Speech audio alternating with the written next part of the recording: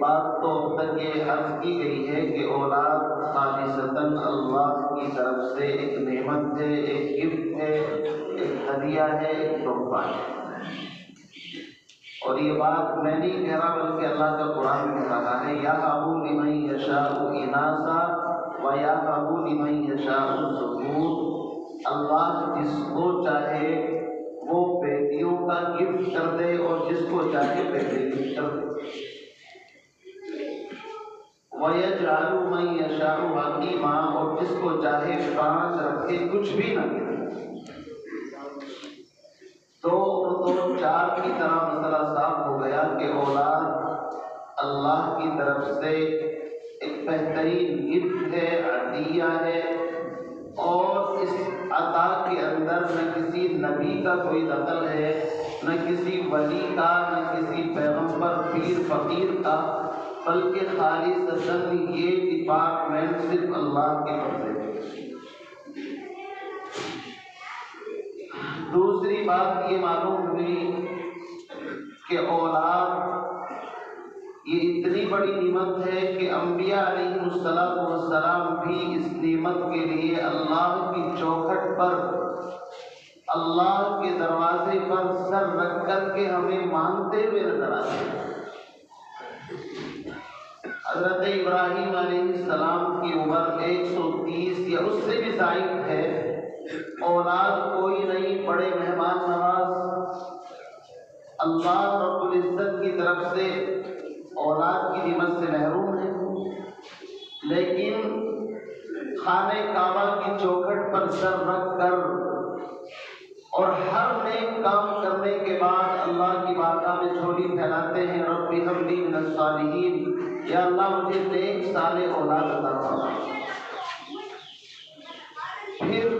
سورہ ہود کے اندر وہ آپ نے واقعہ سن لیا کہ فرشتے انسانی شکل کے اندر ابراہیم علیہ السلام کے مہمان ہوئے۔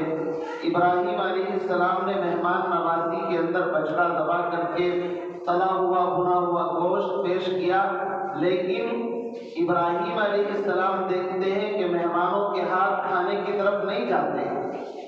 تو ان کو تھوڑی سی اجنبیت، کراہیت محسوس ہوئی۔ اب آپ اندازہ لگائیے،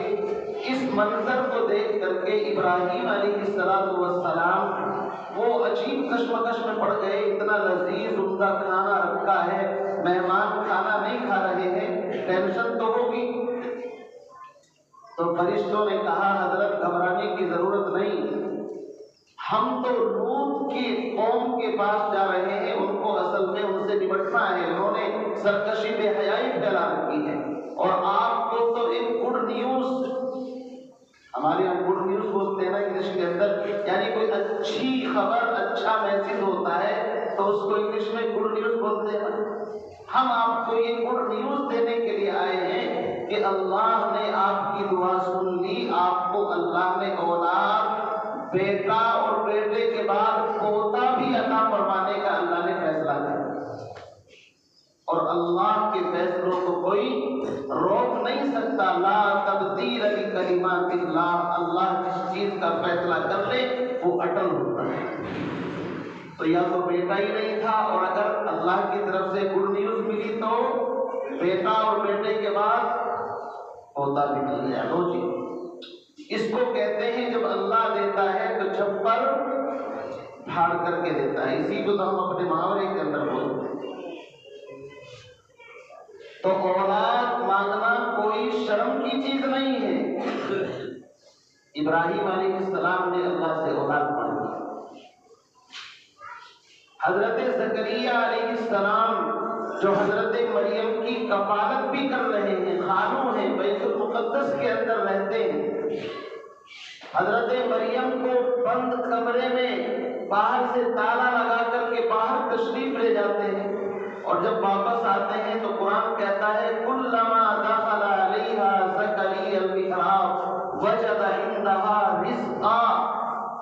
جب دروازہ کھولتے نئی ویرائٹی، نئی موسم کے نئے پھل جو مارکیٹ میں جلدی سے دستیاب نہیں، وہ وہاں پر رکھے ہوئے۔ تو بحیثیت سرپرست پوچھتے ہیں بیٹی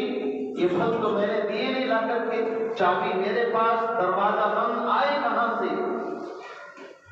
کلما دخل علیہا زکریا المحراب وجد عندہا رزقا قال یا مریم انا لکی ھذا۔ یہ سرپرست کی ذمہ داری ہے کہ جو چیز ہم نے اپنی اولاد کو خرید کر نہیں دی ہے، سوال کریں انا لکی ھذا یا انا لکا، اگر مرد ہے تو کہاں سے آئے تمہارے پاس؟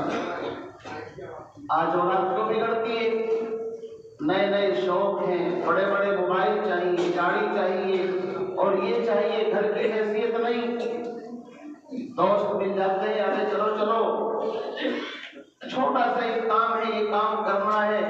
اور وہ جوانی کے نشے کے اندر نہ ماں باپ کو پتا نہ بچے کو، اور جب پولیس دروازے پر آتی ہے کہ جی آپ کا بیٹا کہاں ہے، تب ماں باپ کو ہوش آتا ہے، اوہ میرا بیٹا کہاں چلا گیا، آپ نے خبر کیوں نہیں لی اس کی؟ قرآن کہتا ہے سرپرست کی ذمہ داری ہے اپنی اولاد سے پوچھے انا لکی ھذا۔ حضرت زکریا نے فوراً سوال کر دیا یہ پھل کہاں سے آئے ہیں، میں نے تو دیے نہیں آپ کو۔ قالت هو من عند اللہ، انہوں نے جواب دیا یہ اللہ کے پاس سے آئے، اور یہ ایسا جواب ہے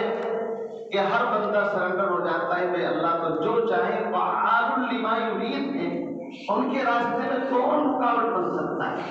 حضرت زکریا نے فوراً گردن جھکا لی کہ واقعی اللہ تو قادر ہے، اللہ کسی اسباب کا محتاج نہیں، پابند نہیں ہے۔ بس آپ اندازہ لگائیے کہ حضرت زکریا علیہ السلام کا یہ جواب سن کر، حضرت مریم کی اس بات کو سن کر کے ان کا چہرہ کھل اٹھا، اور انہوں نے بھی اپنی جھولی اللہ کے سامنے پھیلا دی اور کہا ربا میں بھی بوڑھا ہو گیا ہوں، میری بیوی بھی بانجھ ہے، وَاذْكُرْ فِي الْكِتَابِ کافا یا عین صاد ذکر رحمت ربک عبدہ زکریا اذ نادى ربہ نداء خفیا قال رب انی وہن العظم منی۔ یہ پورا رکوع آپ پڑھیے، مولا میرے سر میں سفیدی آ گئی، کمر جھک گئی ہے، میں بوڑھا ہو چکا ہوں، بیوی بانجھ ہے، اولاد کوئی نہیں، لیکن جب تو مریم کو بغیر موسم کے پھل دے سکتا ہے تو یا اللہ اولاد بھی تو ایک نعمت ہے، پھل ہے، آپ مجھے بھی اس سے سرفراز فرما دیں۔ اور دعا مانگی، هنالک دعا زکریا ربہ قال رب هب لی من لدنک ذریۃ طیبہ انک سمیع الدعاء، پاکیزہ اولاد دے دے۔ اللہ نے کہا ٹھیک ہے، تمہاری دعا بھی سن لی، اور یاد رکھو ہم تمہیں بیٹا دیں گے، اور بیٹے کا نام بھی بتا دیا، نام ہوگا یحییٰ، لم نجعل له من قبل سمیہ، اور قرآن نے کہا کہ اس نام کا بچہ اب تک ہم نے اس زمین پر بھیجا بھی نہیں ہے، یہ نام پہلا ہوگا اس کا، اور نام ہوگا یحییٰ۔